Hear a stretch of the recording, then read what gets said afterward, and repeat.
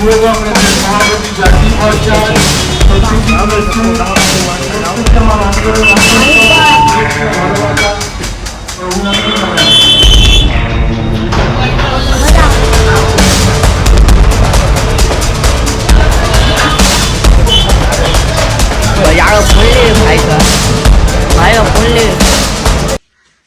এই যে উন্নয়নের পাঁচালীর নামে বিধায়কের ব্যানার রেখে তার সামনে রমজানের বিলি হচ্ছে উপহার, কেন জানেন? তারা কাজ করেননি, নইলে বিধায়ক ছবি লাগিয়ে আবার অল্প সংখ্যক বা সংখ্যালঘু সমাজকে এই ভাঁওতাবাজি দেওয়া যেত না।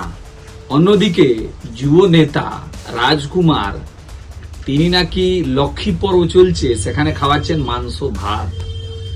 এগুলো কি উন্নয়নের পাঁচালী?